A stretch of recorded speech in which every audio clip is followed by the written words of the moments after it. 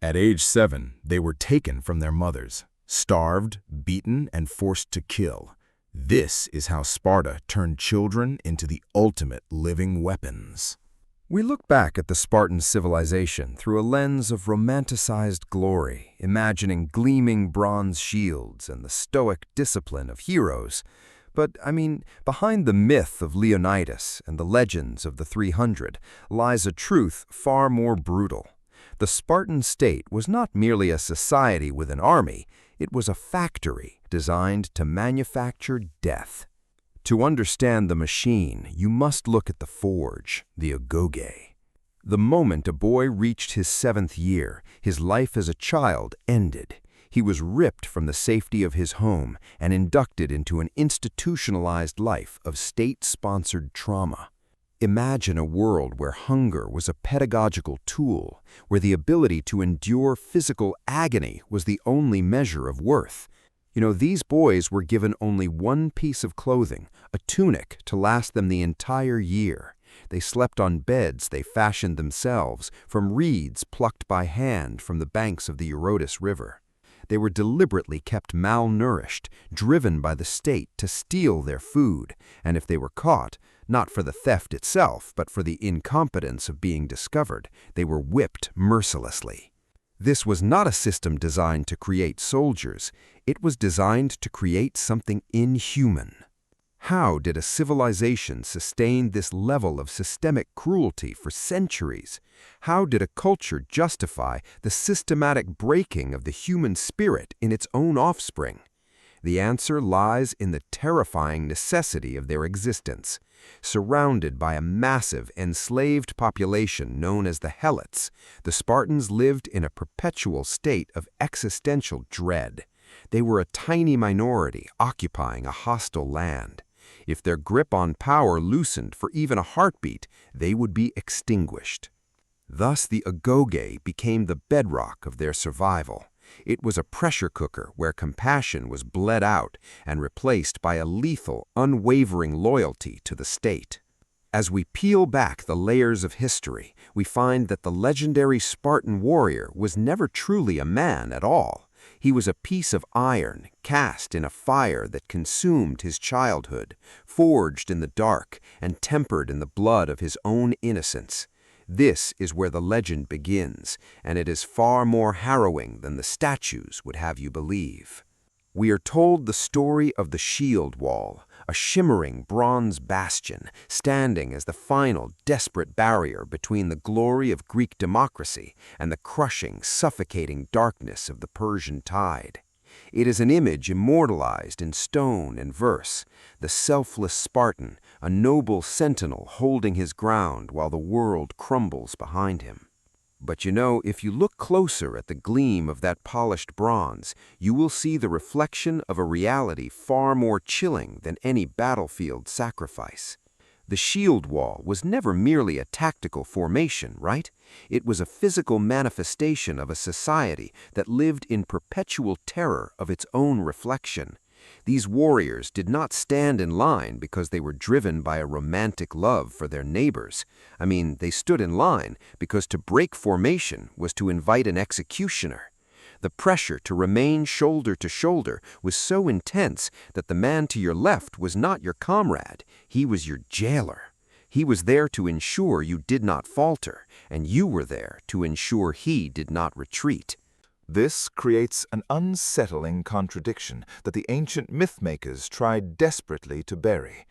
If Sparta was truly the champion of the Greek spirit, the beacon of liberty against the tyranny of the East, then why was their internal culture built on a foundation of suffocating surveillance and state-sanctioned fear? The reality is that the Spartan machine was designed to turn inward long before it ever faced the Persians.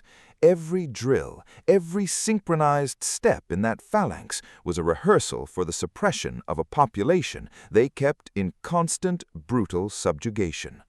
We see the heroes of Thermopylae, but we ignore the crushing reality of the Helots, a captive people whose very existence forced the Spartans to live in a state of permanent martial law. The shield wall, therefore, was a double-edged sword. It protected the borders, yes, but it also served as the primary tool of an internal regime that couldn't afford a single crack in its composure. But just as we begin to peel back the polished facade of this legendary military perfection, we stumble upon a piece of evidence that suggests the training didn't just suppress fear, it actively cultivated a unique brand of psychosis. You see, the Spartans weren't just training to fight a foreign invader. They were training to survive a reality that was far more dangerous than the Persians. What they were truly hiding behind those shields is a mystery that historians are only now starting to fully grasp, and it points to a darkness that makes the battlefield look almost merciful. The foundation of this psychological architecture was not laid on the battlefield, but within the cold, calculated statutes of a single man, Lycurgus. To understand the Spartan machine, you see, one must look past the bronze and the blood to the architect who dismantled the very concept of the individual. Lycurgus, a figure shrouded in the golden haze of legend, allegedly traveled to the far reaches of the known world before returning to Sparta with a mandate that would redefine human potential. He did not merely suggest a new way of life, he imposed a transformation so radical it turned the city-state of Sparta into a living, breathing monolith. He stripped away the luxury that softened the elites of Athens and replaced it with a social structure of absolute austerity. Under his great Retha, wealth became a burden and commerce was treated as a dangerous infection. And by erasing the lines between the public life and the private man, Lycurgus ensured that no Spartan could ever stand apart from the collective. But why go to such extremes? Was it truly just for the sake of martial prowess, or was the design meant to achieve something far more sinister? We often hear of the Spartan discipline as a triumph of human willpower, right? But look closer at the mechanics of the system, and you find a city perpetually on the brink of internal collapse. The leaders who maintained this structure were not kings in the traditional sense. They were the wardens of a prison that the inmates were conditioned to believe was a fortress. The objective was not just to defeat an enemy in the field. The objective was to create a society that feared nothing because they had already sacrificed everything that could be lost. Yet even within this rigid hierarchy, cracks begin to appear. There is a quiet, chilling detail regarding the helots, the enslaved population that sustained this entire lifestyle, that suggests the Spartans were not just training for war with foreign neighbors. They were training to survive a population that outnumbered them 10 to 1, living in a constant, state-mandated terror of their own servants. But what if I told you that the most brutal weapon in the Spartan arsenal wasn't the dory spear or the hoplon shield, but a secret ritual of initiation that we are only now beginning to understand? This ritual didn't just teach obedience, it was designed to fundamentally alter the human psyche. And once you realize how far they were willing to go, the entire myth of the noble Spartan warrior starts to unravel. The Spartan upbringing, known as the Agoge, was never meant to produce a man. You see, it was engineered to manufacture a cog within a lethal machine. To truly understand the Spartan, you must erase the modern concept of the individual entirely. In the barracks of the Eurotas Valley, privacy was a death sentence, and independence, well, that was considered a defect. The boys were stripped of their names, their families, and their very autonomy, forced into a collective existence where the only identity that mattered was that of the phalanx. This was a sophisticated, state-mandated psychological erasure. From the moment they entered the system, every action was scrutinized, not by a teacher, but their own peers. You did not eat, sleep, or train alone. You were constantly surrounded by the eyes of the Brotherhood, a living panopticon where your every perceived weakness, a stutter, A moment of hesitation, a quiver in the hand, would be laid bare before the group. In this environment, shame became the ultimate weapon of control. The Spartans understood that fear of physical punishment is fleeting, but the fear of social exclusion, that is permanent. They cultivated an atmosphere where the judgment of one's comrades was more terrifying than the prospect of a Spartan executioner's blade. You were not fighting to save your own life, you were fighting so that your brothers would not be forced to look upon your cowardice. The strategy was simple, yet chillingly effective. By systematically destroying the ego, the Spartan state ensured that the soldier would never flee. To turn your back on the line was not just a tactical error, it was a total abandonment of the only identity you were ever allowed to possess. You were no longer a human being with hopes or dreams, but a singular, bronze-clad component of an unstoppable wall. Yet there is a dark irony to this absolute suppression of the self. While the Spartan leaders claimed to be building a society of perfect men, they were actually creating a fragile system of total surveillance that could collapse if the collective gaze ever faltered. But how exactly did they ensure that even the brightest, most defiant minds didn't crack under the weight of this invisible cage? The answer lies in a ritual so strange it almost defies belief, involving a single blood-stained path that every boy had to navigate in the dead of night. The Agoge was not merely a school. It was a crucible, a systematic dismantling of the child to forge the ultimate instrument of the state. By the age of 7, the Spartan boy was torn from the warmth of his mother's hearth and thrust cold and heartless into the Agoge. Here the soft edges of childhood were replaced by the biting, unforgiving frost of the Eurotas Valley and the constant gnawing ache of an empty stomach. The curriculum was simple, yet truly harrowing. Survive. They were given a single garment to last the entire year, forcing them to endure the scorching sun of the Laconian summer and the freezing winds of winter with nothing but their own sheer will. But the most insidious lesson, it was the art of theft. The boys were purposefully underfed to ensure they would steal their rations. It's madness, right? Yet, if they were caught, not for the act itself, but for the failure to remain unseen, they were whipped mercilessly. In Sparta, the crime was never the theft. The crime was the sheer incompetence of being discovered. This turned these youths into predators. They learned to move with the silence of ghosts and the predatory focus of wolves. By night, they scoured the countryside, scavenging for food, their senses heightened to a terrifying degree. But this was merely the prelude to the true descent into the shadows.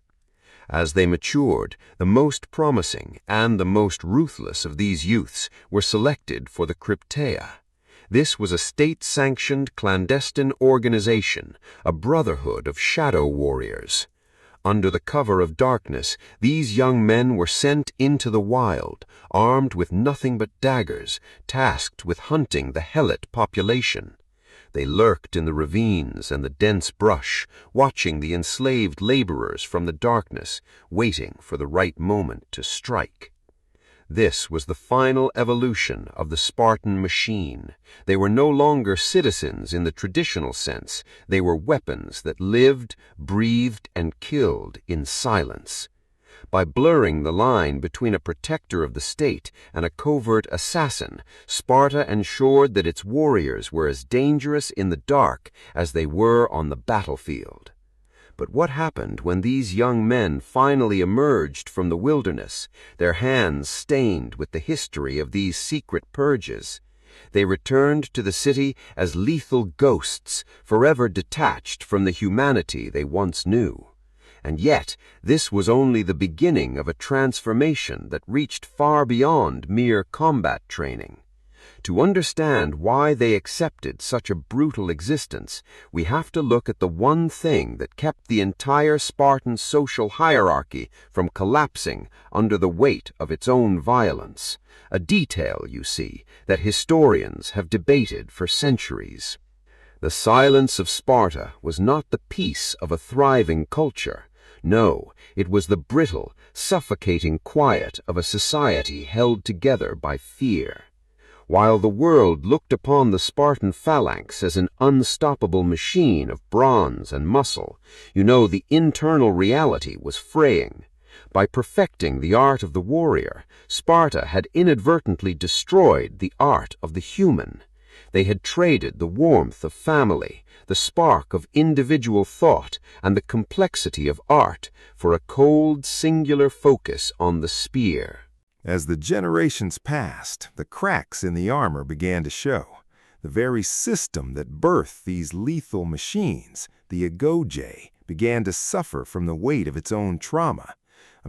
These men were forged in an environment where empathy was considered a weakness and cruelty was a necessary survival trait. But when you strip away the humanity of a population to serve the state, you leave a vacuum.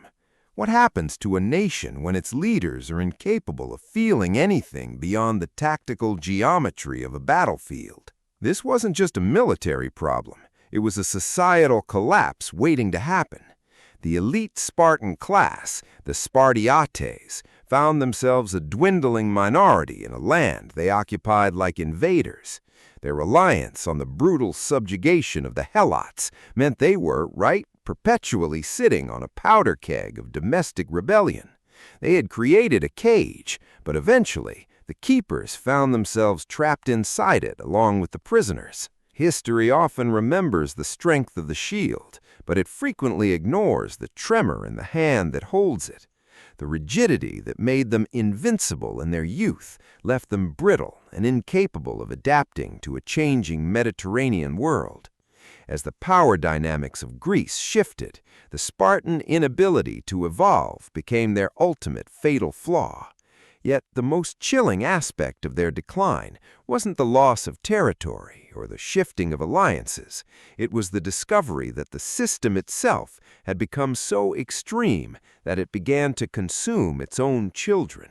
But there is a darker truth buried beneath the ruins of the Taygetus Mountains, a secret practice regarding their weakest that would fundamentally change how we view the morality of this ancient powerhouse. What was it about their final, desperate decisions that proved their rigid perfection was actually their greatest lie? The legend of Sparta does not end in the sun-drenched arenas of glory or the rhythmic clatter of phalanxes. It ends here, in the cold, thin air of the Taygetus Mountains, where the silence is heavy with the weight of unfulfilled lives. We have spent this time peeling back the layers of a civilization that traded humanity for invincibility, only to find that the machine they built, the machine they sacrificed everything for, eventually required more fuel than their society could possibly provide. Their power was not a gift from the gods. It was a fire fed by trauma. From the moment a child was born, they were judged against a standard that ignored the heart in favor of the blade. They were broken and remade in the image of iron, forced to suppress every flicker of individuality until nothing remained but the collective will of the state. It is a terrifying realization that the most disciplined force the ancient world had ever seen was, in its own way, a prisoner of its own design.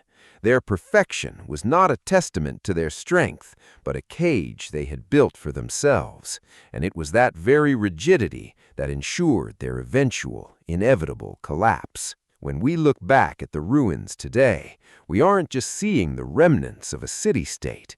We are looking into a mirror. We see our own fascination with the pursuit of excellence and the dangerous edge where ambition crosses into obsession. Sparta asks us a question that remains as relevant today as it was 3 millennia ago. At what point does the cost of greatness become too high? Can a society truly be called powerful if it survives by systematically destroying the very empathy that makes us human? Is that kind of glory, purchased with the currency of suffering and the erasure of self, a price worth paying? The iron-willed resolve of the Spartan warrior leaves behind a legacy that is both awe-inspiring and deeply unsettling. It forces us to confront our own values and decide what we're willing to sacrifice for the sake of our own ideals. As you reflect on the ghosts of these ancient warriors, I have to ask, if you were given the choice between a life of perfect, rigid success and a life defined by the messy, beautiful freedom to be flawed, which would you choose? Share your thoughts in the comments below. If this journey through the shadows of antiquity stirred your curiosity, consider subscribing to Hidden Epoch Narratives. There are many more stories buried in the dust of history, right? And we are only just beginning to uncover them.